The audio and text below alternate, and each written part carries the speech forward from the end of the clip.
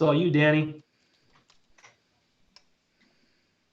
Okay, well, welcome everybody. Welcome to another edition of Straight Talk. I'm one of your hosts, Dan DeGryse, formerly with the Chicago Fire Department, spent 30 years in there, retired as a battalion chief, and got right now about 11 months into retirement. Also spent the last 34 years in behavioral health. Worked with kids, adolescents, adults, and now I am the director of the Florian program out here in Rockford, where we address substance use and mental health issues for all uniformed service personnel, including the military. My co-host is the one and only Robert Fisher, battalion chief as well in Snohomish, Washington. I say that because I didn't get it right the last time I really beat up Snohomish, and I've been practicing. So you're doing better with it. I'm impressed. You know, yeah, that well, part. I'm not too old to learn new tricks. So, Rob, you want to kind of introduce yourself before I get to introduce the man, the myth, the legend? Well, I got to tell you, I'm excited for this interview. But before we get into the interview and we introduce our guest, Rob Fisher, battalion chief, Snohomish County Fire District 7. Actually, it's not official yet until next week, but I think I can say it here. We've changed our name, and we're going to be Snohomish Regional Fire and Rescue. But yeah, been on the job for about 30 some years now. Been blessed with battalion chief position. I'm our peer support coordinator for our department, and I just got lucky and got a good friend in Dan, and he drugged me along for the show, and so I'm kind of like the color commentary here. I get to make the jokes on the side, and Dan keeps things real. So, but I am looking forward to this interview. Met Ryan several times, so through other things, but let's get on. Yeah, so let's make this happen. So a little introduction with Bird. I don't know really how you introduce a Navy SEAL other than, holy shit, I hope he doesn't have a laser on me. We met about 5 years ago. I don't know exactly the first meeting. He probably looked at me and go, man, I am going to kick this guy's ass. I think he probably still says that presently.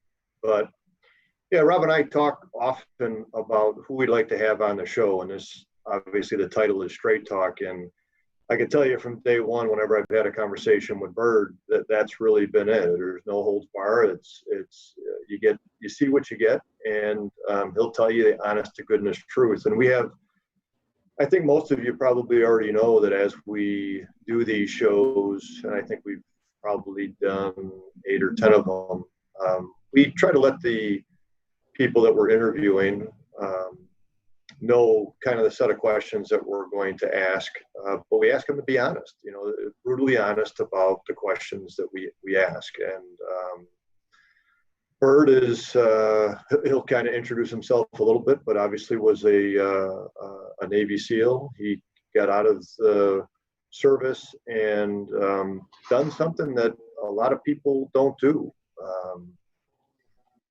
Became a founder and a CEO of 2 organizations that help other people.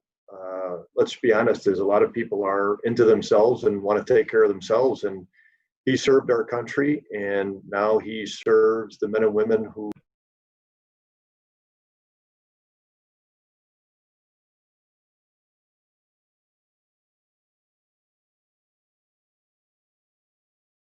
"24 hours in a day" to run a whole nother organization called the Birdseyeview project, which really helps fund, it's a fundraising organization that raises funds to help people that are going to help other veterans and first responders. Rosecrans Florian program has been a recipient over the years, and we very much appreciate that. And I share with him how we able to continue that mission here through their goodwill. So before we get to some questions, Birdman, what did I miss? Other than you're an unbelievably sexy individual with these keen eyes that are like kind of piercing through me right now. Oh my gosh, man. I don't, okay, so let's just move forward from that. uh, I don't know. I'm blessed to live in this country and I love America. And, the military gave me a huge insight as to why you should love America. But I was very blessed growing up with grandparents in World War II, one of them being a firefighter in Detroit afterwards. And there's been a lot of service through my family, and everybody in my family is a true patriot when it comes to the American flag, our national anthem. And yeah, we love our country. And living in a third world country several times, we do tend to forget how awesome we have it here. So, we have the opportunity to start companies and to thrive in this country, and I'm very blessed. So I appreciate you having me on. Yeah, well, we're very lucky ourselves, believe me, is that, I've done a fair share of things in my life, and obviously by my face and the lack of hair, I've kind of, I'm still in the battle, but I certainly haven't done what you've done, and there's, that's the reality. So that really leads to me, my first question is, we see all the shows, you got the Green Berets and Navy SEALs, you hear all the stories, but you are a frogman. You are a Navy SEAL. What does that mean? And what does that mean to you? It's a humbling thing. I know they always say, once a SEAL, always a SEAL. A lot of people say that to me, and I don't necessarily agree with that. I mean, I still have the same mentality I had when I was in the service, and I absolutely love the community, and it's the greatest job in the world for me and for everybody who serves in that community. Um, but I'm not a SEAL anymore. It's one of those things where I was very blessed to carry the title during the time I did the job, and I don't. It's a different day now. The operators today are 1,000 times more athletic than we ever were when we went through the program. The differentiator is the mentality. That doesn't change. There's a standard you have to adhere to, and you actually have to smoke that standard. And so it doesn't matter how athletic you are, it's going to crush you at SEAL training or buds. And so that's a cool thing. I still go back from time to time to visit the command and see a bunch of the guys, and I keep in touch with my brothers. But it's a humbling thing for me. I'll tell you why it's so humbling, or just maybe a story as to why it humbles you, is because it's dramatic when they actually pin that title on you. And I say that it's dramatic as a mental, emotional feeling, because here you are going through SEAL training, and the 5th week in training is Hell Week. And that's the week that everybody differentiates yourself. I made it through 4 weeks of hell. Now I'm going into Hell Week. And if I make it through this, then there's a really good potential that I can do this. It's kind of that underlying, I'm going to do this, or your stage. So I remember it was at the end of SEAL, or at the end of Hell Week, day 5.5, and they were telling us to basically walk towards the water like we were going to get surf tortured. And you're 5.5 days into just getting your ass kicked. You're freezing, you're in 50 to 60 degree water. The sand just melts away your skin from just rubbing it raw. You're in a lot of pain in different places, and you're exhausted. You're mentally, physically, spiritually, every emotion. You're fatigued, and you still want it. And so when they tell us to hit the surf, 5.5 days into it, you're just, okay, bring it. This sucks, but bring it. And then they tell you about face, and there's nobody there but an American flag standing tall. And I was like, holy crap, like, that's amazing. There could be this major show and these trophies and all this crap that people tend to get when they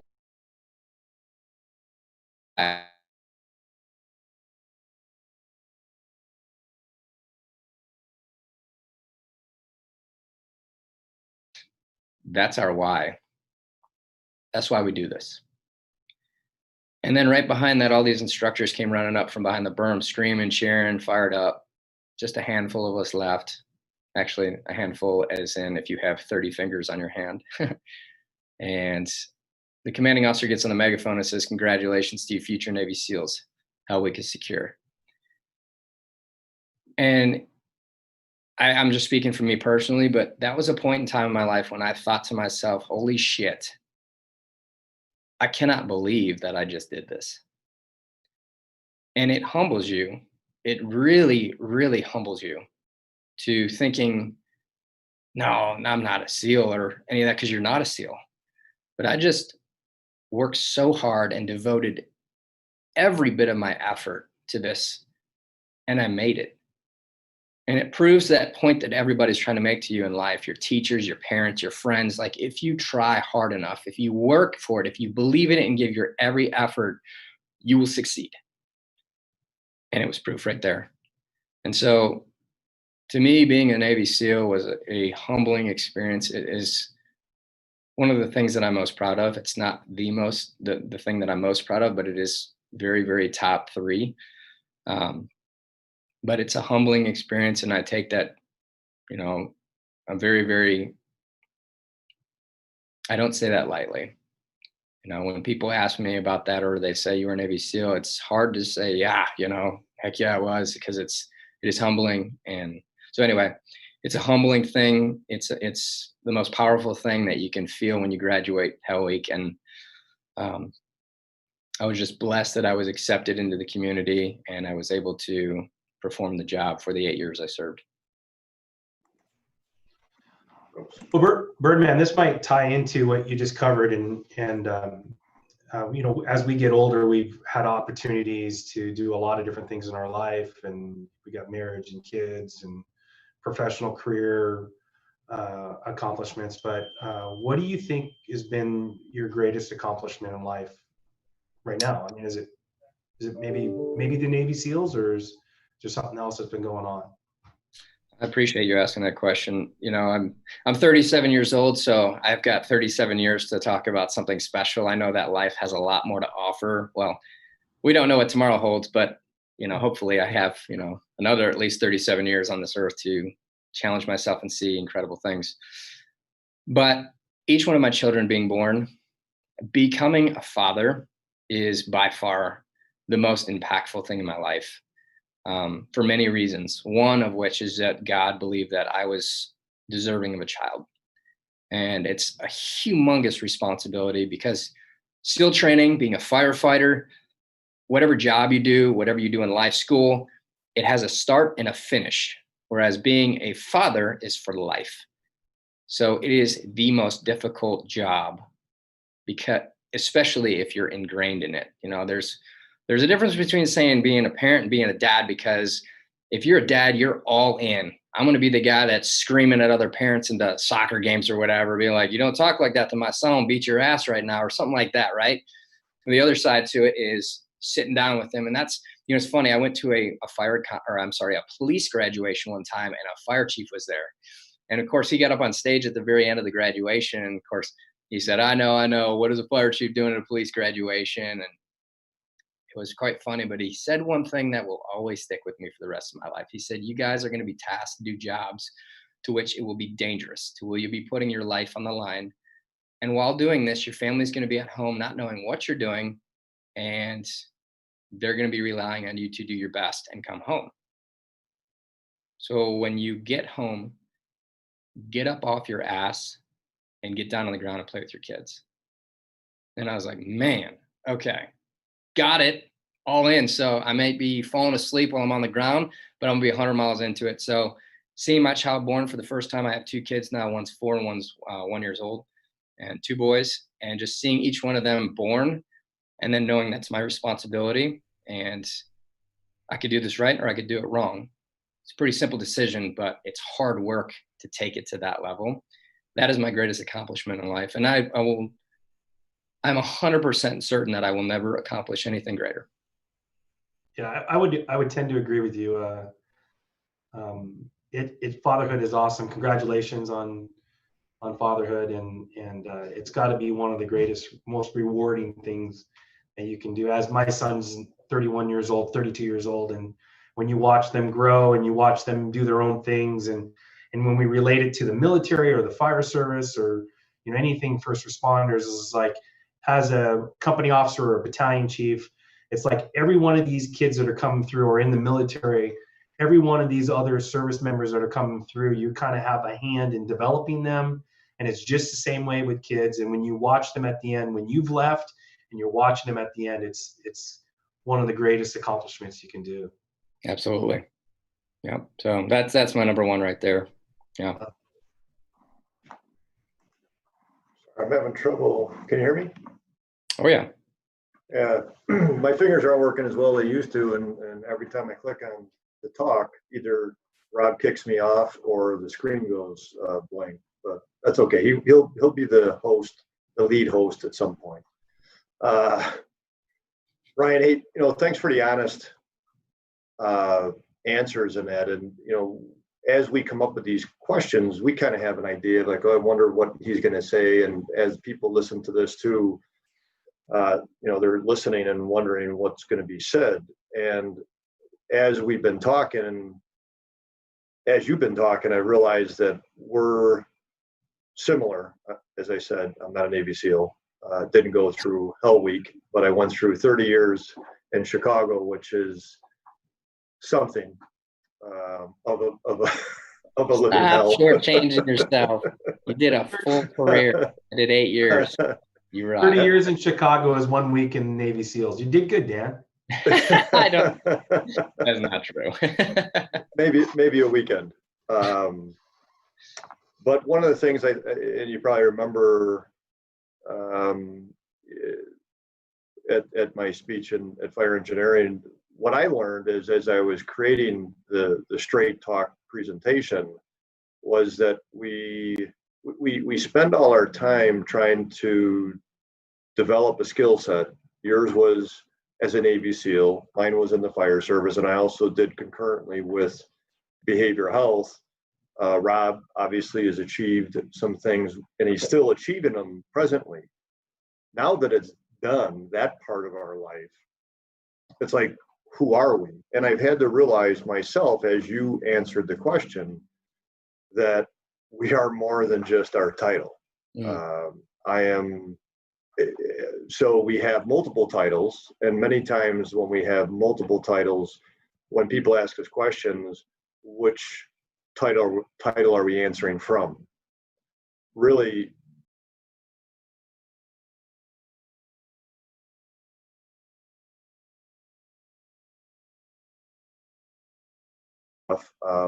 seeing my son come out, I'm like, holy cow. People could talk about it, but when you feel that's amazing. It's kind of like, well, like when I retired and I drove away from downtown Chicago, and it was in my rear view mirror, and I knew I wasn't going to probably go back there anytime soon. It was a relief. It wasn't a loss. It wasn't negative. It was just a relief. It was like, okay, that's done. Now, who am I and what am I going to do going forward? I can't imagine that when you were a Navy SEAL, you were thinking about doing Sons of the Flag, or you were going to do Birdseyeview project, or you were thinking about being a dad. You were honed in and trying to be as resilient as possible so that you didn't get chewed up and spit out, right? I mean, we haven't had these conversations, but I think my biggest accomplishment as well is realizing that I'm a father and that I have, 4 children that I have to take care of. Haven't always done the best job. Keep on realizing that on a scale from 1 to 10, maybe 2, 2.5 in my skill set with that, but not giving up yet. Something that we have to talk about, and it's not always easy to talk about, are weaknesses. I think from your training, right, that not everybody had the same skill set. Maybe, like you said, the people that are going into the BUDS program these days, I certainly know that from the fire service. And you, Rob, right, when you see the guys in the academy, just like the older guys saw us when they came in academy, they're like, oh, these guys are never going to make it. What skill set do they have? And then we see the ones now that we're like, how are we going to make them firemen? or firefighters. So you're still in the battle of life, and you said that 37 years on Earth, and you hope to have another 37 years. After those 37 years, you'll almost be as old as I am, which means I'm old. See, I keep on making fun of myself, so Rob doesn't, be like, oh, ooh, I got to make fun of Dan.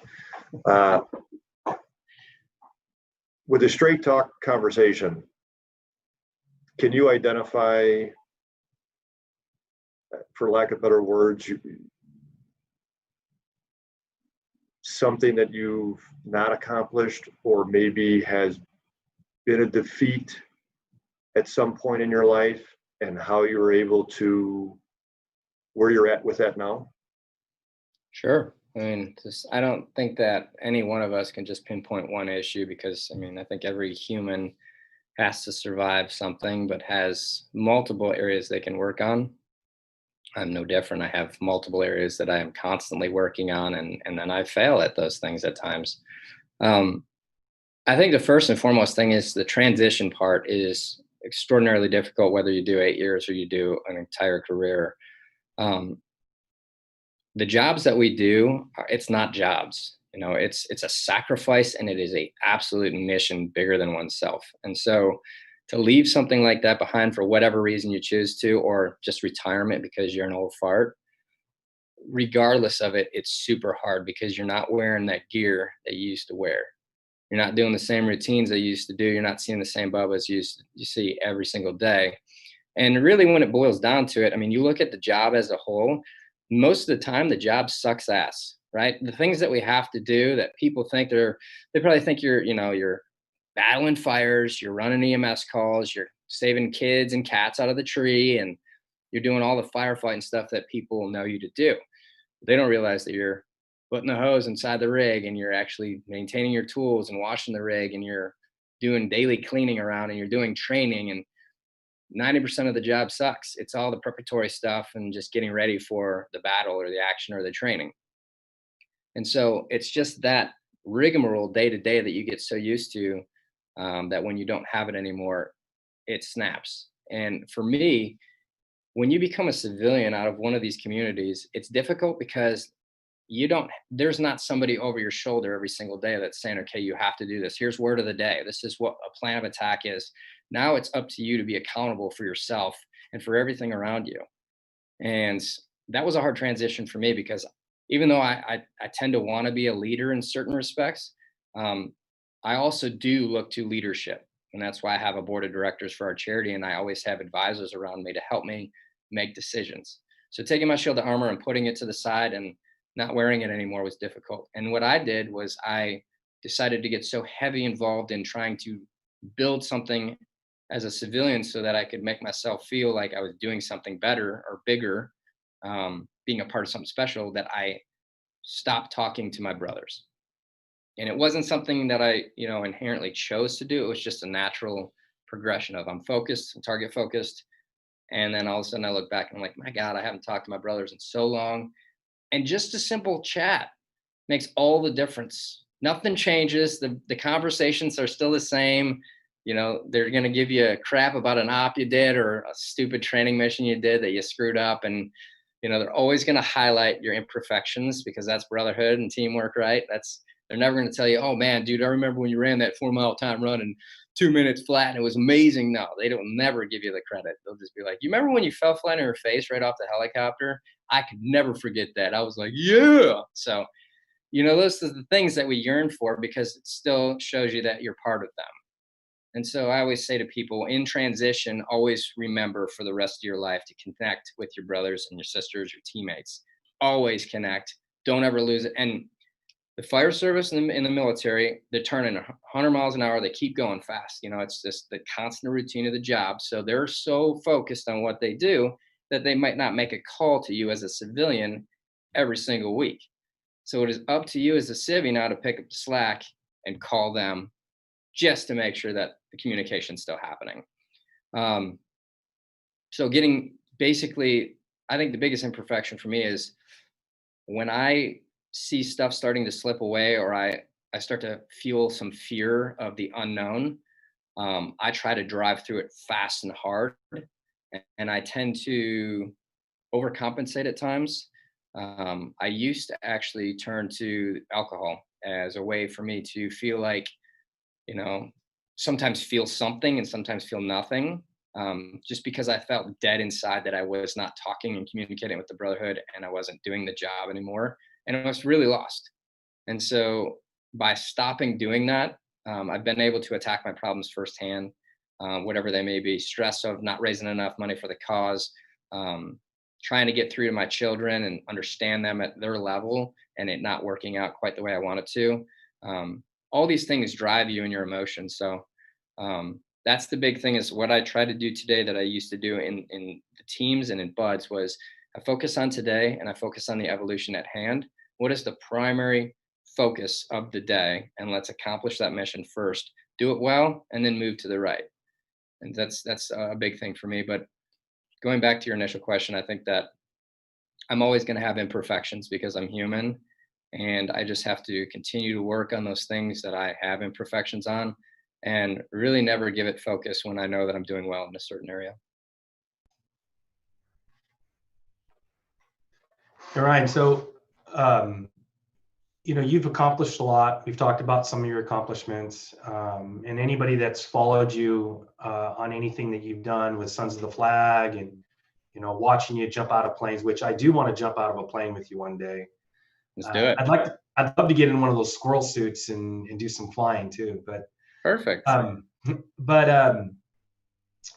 you've had a lot of experiences in life, and I know Dan and I have both heard your story, more in-depth story of coming up through high school and how your focus was, I'm going to do something for my country.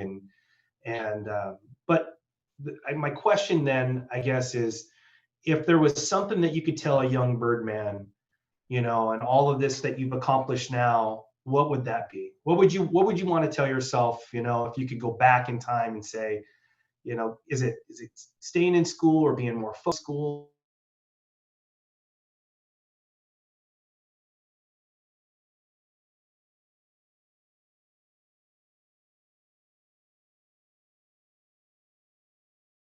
Just laid it on the table. I mean, that's all right. Next question. That was good.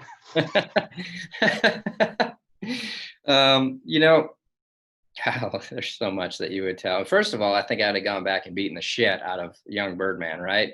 Because I did ask the most beautiful girl in our school to homecoming, and she really laughed in my face, and that's because I just didn't have any we call it, or confidence whatsoever. So going back and being like, yeah, I have confidence. Hey, go on to dance with me. You're doing it. So it's just the way it is. Or I'll kill you. So, but going back to the kid, and I didn't believe in myself. Not middle school, elementary school, high school. I did not believe in myself. And so going back and just reinforcing the fact that you're a good kid, you're good enough.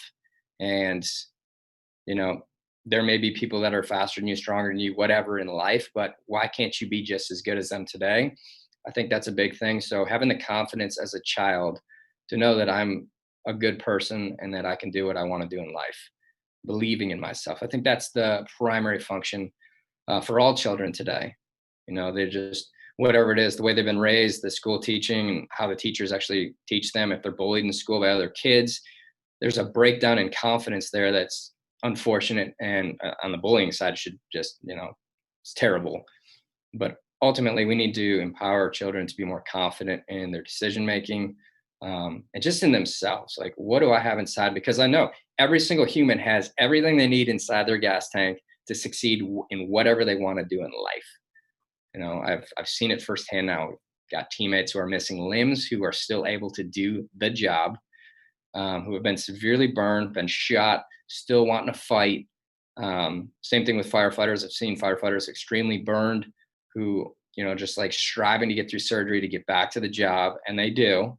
And it's just, the human body and the human mind is so capable of doing things far past what we believe as a child we can.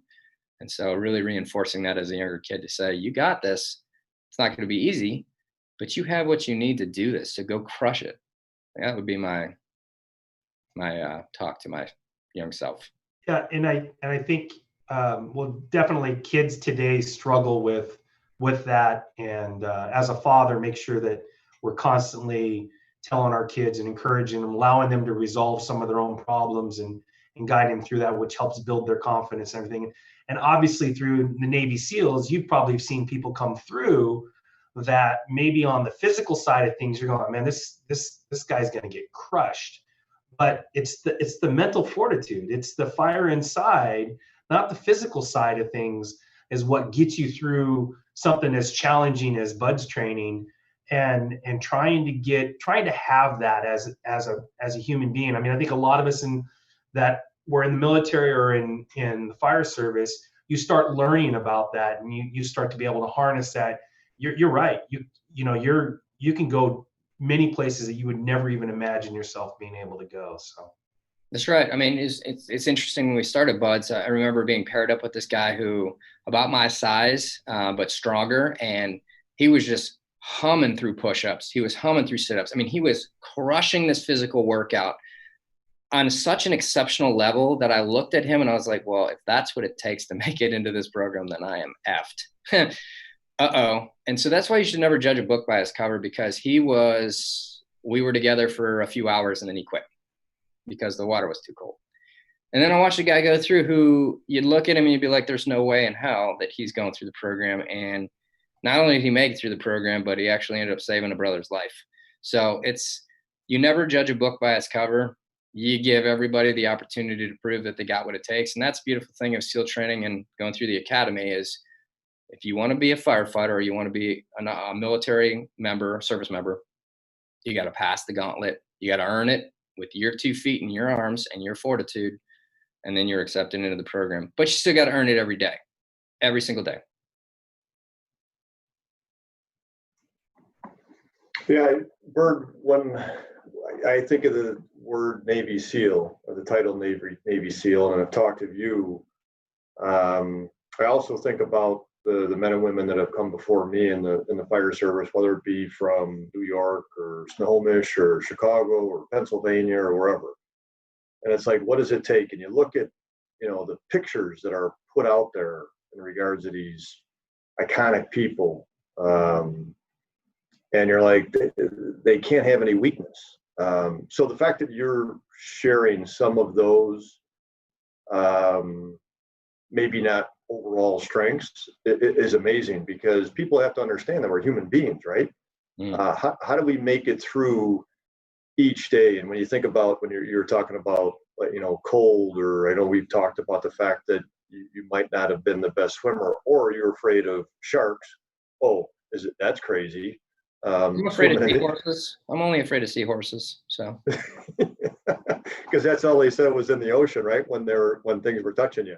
Anything that touches you, doesn't matter how big or small, it's a shark. I often think about like my career and the things that I've done, and I actually wonder if people would have shared with me through the academy what I was going to see and do and feel and experience. I'm not talking about all the positive things. I wonder if I would have still done it. There are some science behind the fact that if you have a better understanding of what you're going to go through, you'll have the wherewithal, the resiliency, or the understanding to be able to get through it. But I'll be honest with you, sometimes there's times where I might sit through a class and it's, an hour class. And, I look at the clock and it's, still 59 more minutes. I'm like, I'm not going to be able to get through it. But I think about all the things I've been through in my career, and I've made it. I remember one time, 2:00 in the morning, I'm out there as a RIT chief, freezing my butt off. But what I was able to do is grab in my back pocket the self-efficacy to know that I've been through my fair share of experiences, and I knew I would get through it. Through your experience, and you've been through, and I wish we had the time to talk about, what makes Birdman Birdman. I think one of the things is first, if you could answer the question how you got the name Birdman. People need to know about that. It's not because your last name is Parrott, right? Or Perot, however people want to pronounce it. But resiliency. I'm not always a fan of resiliency, but again, we wear the scars of life on our skin. You, as you'll share about how you got the name Birdman, you have some physical scars, but also emotional scars and so forth. You've also helped many people that have physical and emotional scars themselves. So the word resiliency, what does it mean to you, and how do you apply it day in and day out to move forward? It's a great question. What does it mean to me? So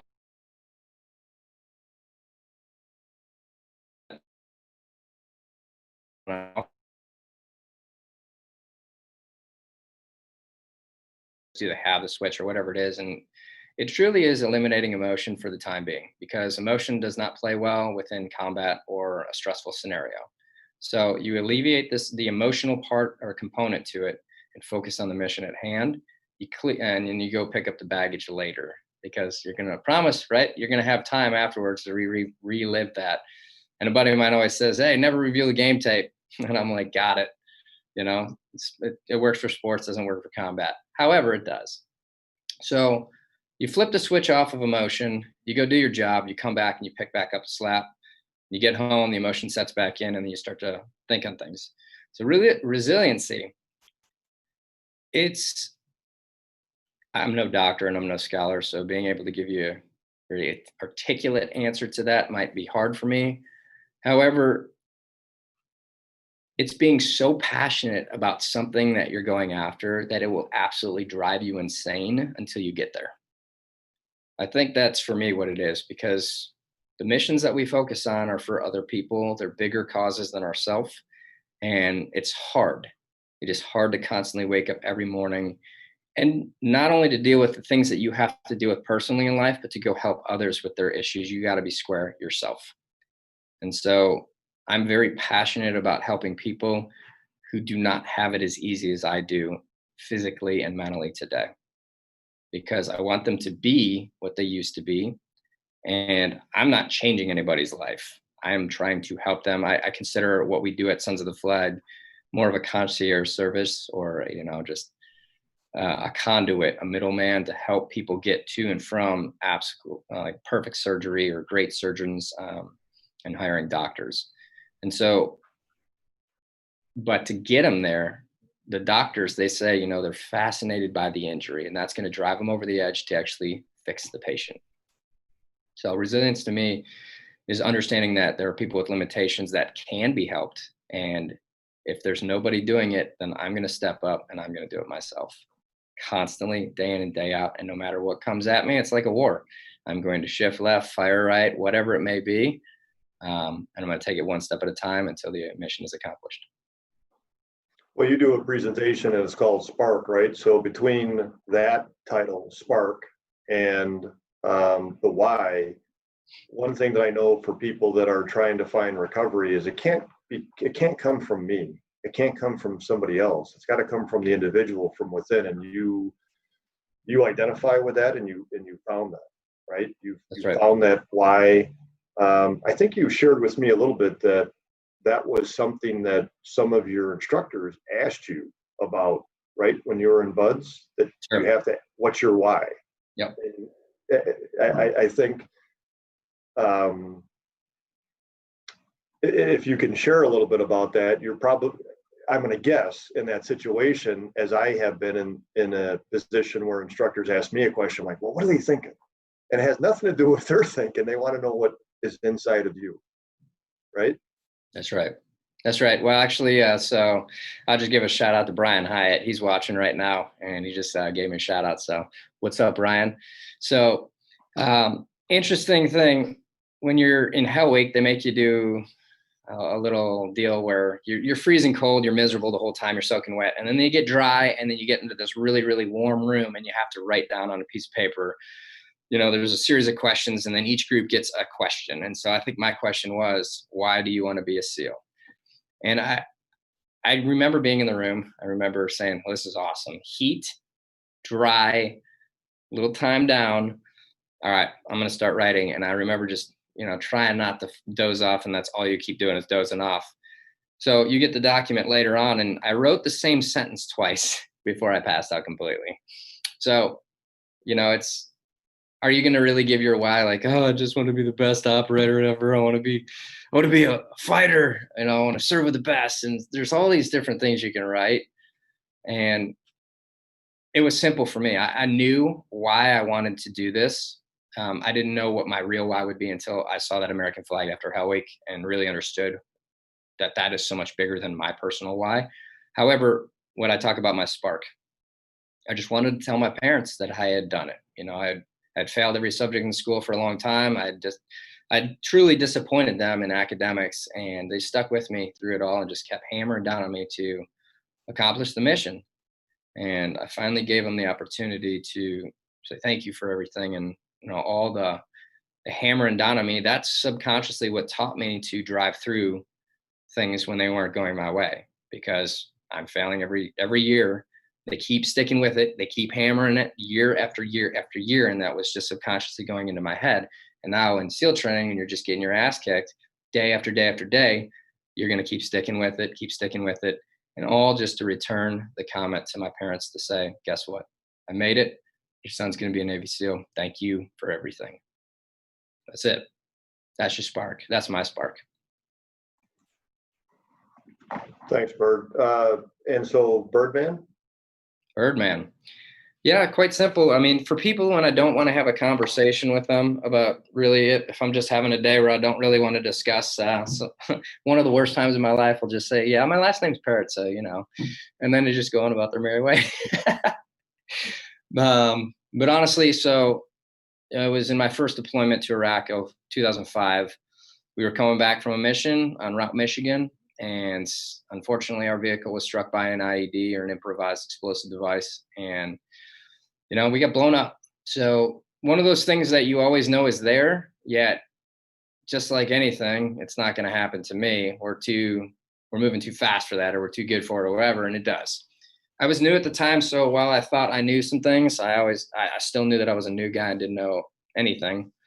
Then in a moment's notice, your Hummer is just getting, ignited on fire. It's blown up. It stops dead in its tracks. You're missing the front end of your Hummer, and you find yourself on the ground, patting yourself from being on fire, and you look at the rest of your teammates, and they're struggling pretty bad, and there's injury everywhere, and you've got to go assess, and you don't know if you're about to get ambushed or not. So, it's a crazy amount of emotion. It disrupts the flow of what you're doing and where you're at and mentally. And so I got the nickname Birdman because I was in a turret gun, and I was ejected straight out of the turret into the sky. The running joke we have is that I went between 2,000 and 3,000 feet up in the air, which I think I went 2 feet and, rolled off the top of the Hummer and then landed on the ground, pat myself out for being on fire. And it was more dramatic than that, but we'll leave it as a good conversation. So we get back to base after that incident, and everybody's getting surgery except for me. And I ended up making it back over to our command post, and a group of other guys came in from another SEAL team to check on us that minute. And I was sitting in the armory, and I still smelled like a big old bag of fries. And it was like, I heard you went flying in the sky. I was like, yeah, it was it was intense. And they're like, yeah, that's what I'm talking about. You're the Birdman. It's like, cool. So that was awesome. And it was an upgrade too, because there was 2 new guys in the platoon. One had a soup. I was soup, and the other guy was sandwich. And so being nicknamed Birdman, he kept sandwich. I think I won on that evolution. So yeah, it just stuck with me. And then, people just embraced it, and that's what it became. And, to this day now, being a civilian, everybody calls me Birdman. And I think most of the people that call me Birdman do not have a clue that I have a first name, which is Ryan. So making that very clear that my parents didn't play a terrible joke on maybe naming me Bird Parrott or Birdman Parrott. It is Ryan Parrott, nickname Birdman. I thought your first name was Bird. Perfect. Perfect. And Name for you, pal. So Ryan, it's funny you mentioned Brian Hyatt because we worked together, and in fact, I didn't realize Brian was listening today. But come back to work when you can, Brian. He's on a mob in California on one of the overhead teams out of Washington. So he's out really trying to help out everybody over there, and so come back safely. But my next question, or what I'd like to lead into is, we firefighters really have a difficult time, and I'm sure it's the same with the military, in that separating ourselves from our profession.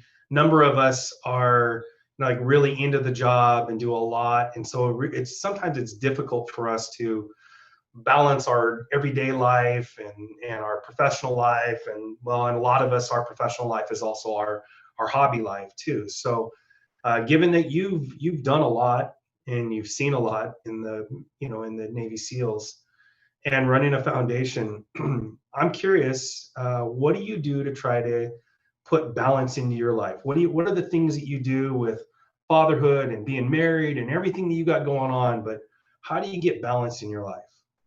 It's actually simple. It's a great question. So I don't look at my personal life and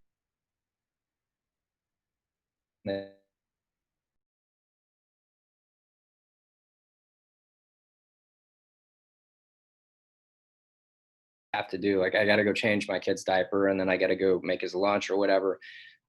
I have passion. I find passion and I try to increase the passion by really learning things about what I'm doing as a father and as a husband and just in personal life, to really, really make sure that it's very balanced. You see, you can't have so much excitement at the job, even if you don't do anything that day. And then you're like, wow, now I got to go home. That's the absolute wrong way to look at it. And you're tired. You've just worked a 24-hour shift, however it may be. And you're tired and you get home and then you just want to sit down and just take a break. Now, what are you looking forward to doing when you get home? See, the simple thing that I do when I'm driving, so my office and my house are like 3 miles apart, and I drive through a subdivision to get to my house.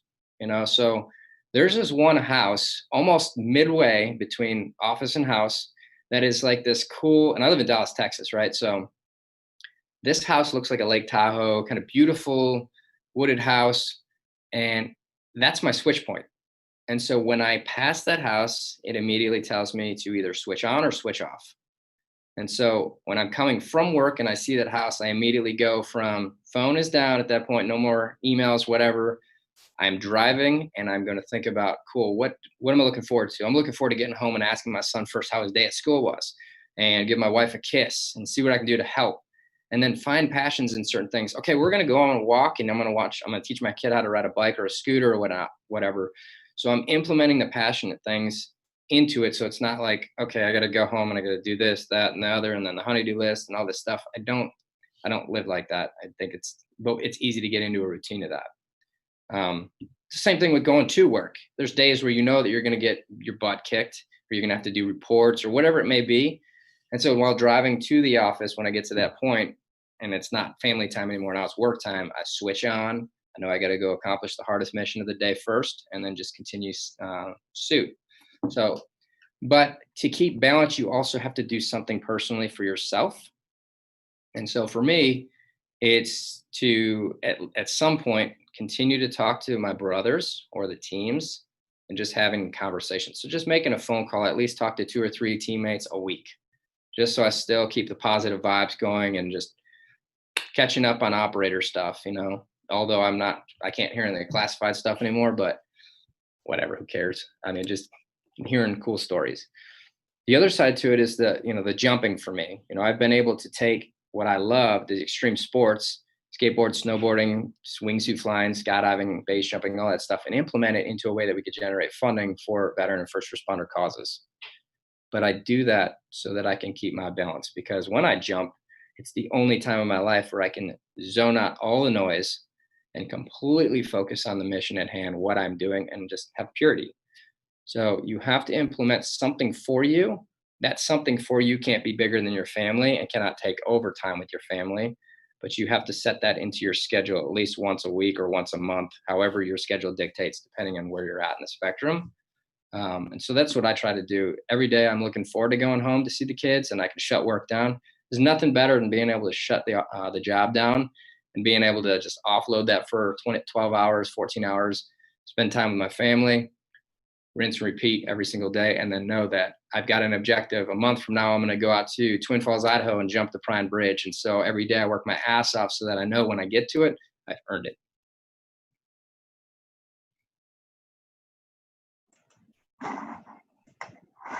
Sorry, I did it again. I keep on clicking the wrong thing here. I got to learn how to do IT stuff. I really appreciate your openness and your vulnerability. We got about 10 minutes left, actually about 8 minutes left. I really want to give you an opportunity because you've shared with us answers to questions that the average person is not going to hear from a Navy SEAL, somebody that has gone through what you've gone through. So I really appreciate it. I've learned, and I think Rob has, and some of the forums we've had, is that we need people to be not weak, but vulnerable and share, hey, we're human beings. So we can go forward. Like I said, the icons of, Superman. I mean, how many Supermans are out there? And like I said, you can't judge a book by its cover because you don't know what's inside. And you mentioned it a couple of times about connection. That is key. What connects you with other things and other purpose in life? I know for me, in regards to helping others, that's really key. That has been key in my life, which honestly has taken away a little bit about my relationship with my family. Anybody that knows me knows that has had an effect, and I am not too old where I can continue to rekindle that and build that with my spouse and with my 4 kids. You have had a mission since you've retired, since your previous career, and you have had a mission now for how long with Sons of the Flag? 8 years. 8 years. So, I mean, that's pretty significant. Tell us about this mission. Take us to the end of this show with, Birdman, Sons of the Flag, Birdseyeview project, and how people can help. Certainly. I appreciate you giving me the floor to discuss this. Sons of the Flag, it's interesting to hear what people think of Sons of the Flag 8 years later. We started this organization for one person. It was never intended to be what we are today. There was an Army Ranger who was severely burned in an IED in his first deployment to Afghanistan. And just looking at the injury, the disfigurement, and him saying, "This is as good as it gets for me," that's mind blowing. And for most of the time, you'll hear that and you feel bad. And you might try to introduce them to somebody or make a connection for them or something. But it was such a bad injury. And I was yearning so hard to be on a mission that was bigger than myself and to be part of a team again. And I couldn't find that as a civilian. I had just gotten out about a year prior, and I was searching for it so hard, and it just wasn't there. And so as much as, I'd like to say credit,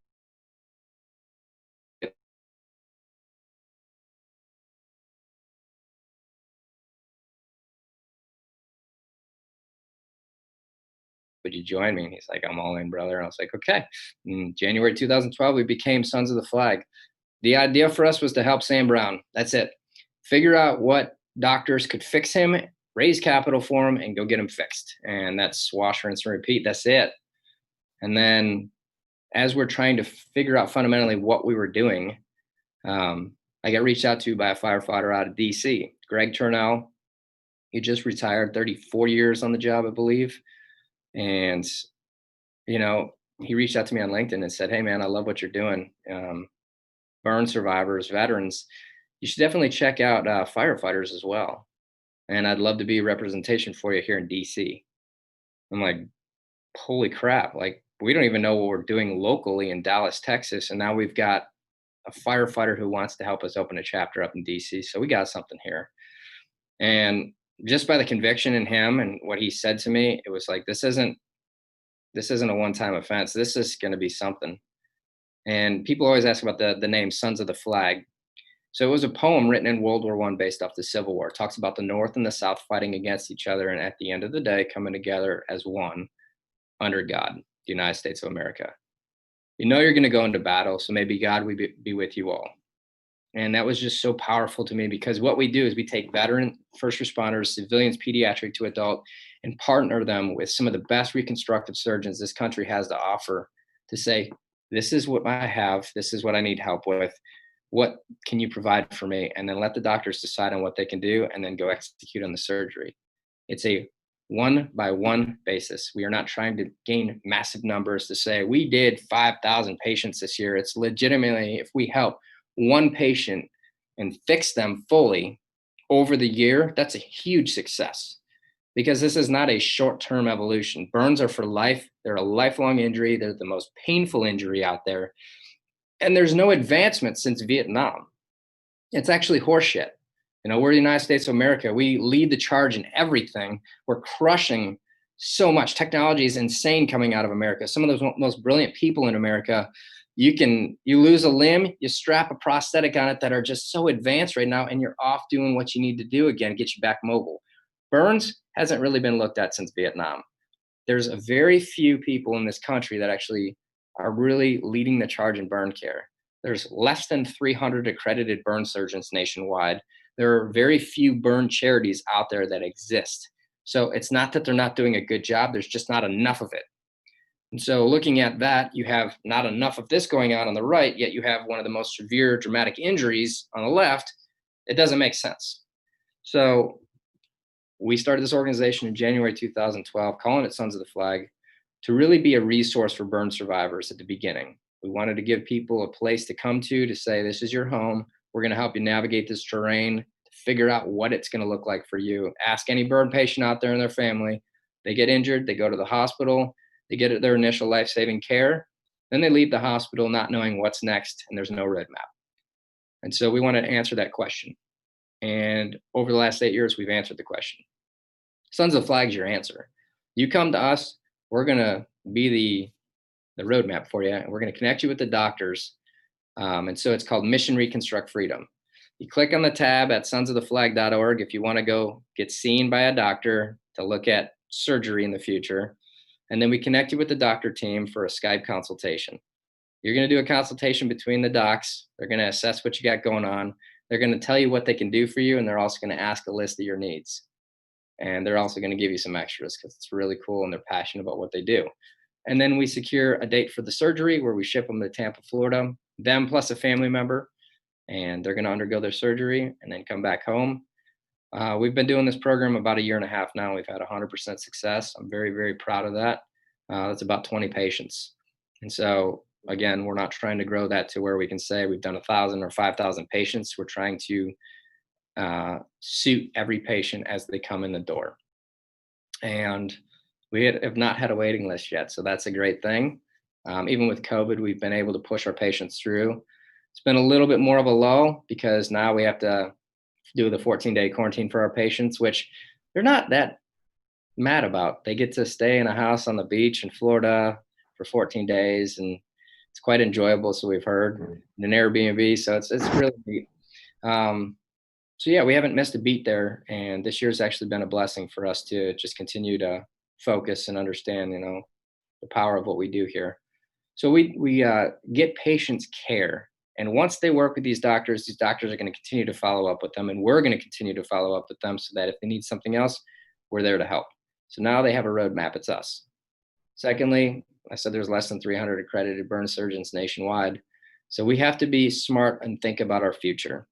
One, we don't have enough doctors right now for burns. And it's easy to become a plastic surgeon, to go into private practice and make a boatload of money, pay off your student debt, and then thrive in life. And working with patients, that is a quick fix, a nip and a tuck, as opposed to working with a burn patient where you're going to be that doctor of that patient for the rest of their life. So we have to inspire doctors to become burn surgeons. And we have to do it now, because all our doctors are usually over the age of 50. A lot of the burn doctors that we work with are over the age of 50. So in the next 10 to 15 years, maybe, you're going to see a mass exodus of our qualified specialists. What do we do at that point? We're not going to wait until that time happens and then say, oh shit, now we got to find miraculous doctors that actually give a crap to want to do this and then hire them and get them started at that point. That's being so reactive. So we're being very proactive, and we're hiring doctors every year to become burn surgeons so that we are plussing the numbers up, and they're young, innovative, hungry doctors that are ready to just go crush it in their career, so that we are front loading these doctors. So when that exodus comes, we won't miss a beat. And our goal is to continue to fund more fellowships, more doctors over time, so that, you know, we can actually take that 450,000 patients that get burned in the USA every year and condense that number to a more suitable number that, you know, the patients will be seen by a real reconstructive surgeon. So, but we do a lot of other things at Sons, everything burn related. So the simple thing you can do is share that Sons of the Flag is specifically for burn care. We do not judge who comes through our door. It's not about race, creed, sexual orientation. There's no politics involved with us. It's quite simple. You know, I always want to say this. We've got an issue with society right now, right? And social injustice and that. The interesting thing for us is our patients, they don't care what color skin they have. All they want is healthy skin. That's all they want. And so we have to look past what so-called maybe differences, because in the military and the fire service, we work with everything, right? You don't have a choice in who you get partnered with, but you end up loving them because we all have a mission bigger than ourselves. And that's what America's missing right now. And so with us, we cover down on everybody who comes through our door. How do you become a candidate for Sons of the Flag? Well, if you wear a burn, we're gonna make you wear it proudly, and we're gonna help you with it.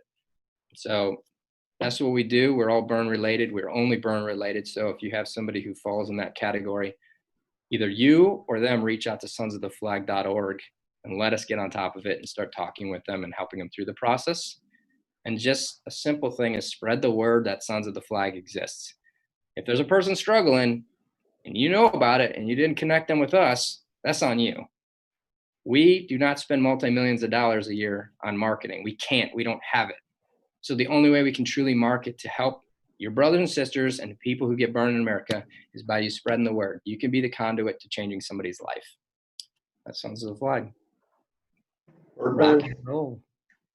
Birdman, on behalf of myself, my co-host Rob Fisher, Fire Engineering, thanks for first your service to this great nation, and also the service to the men and women that need your help. Yeah, if you need more about Birdman, sonsoftheflag.org, right? And then look up the Birdseyeview project. They'll take your money. Gladly. and really share it.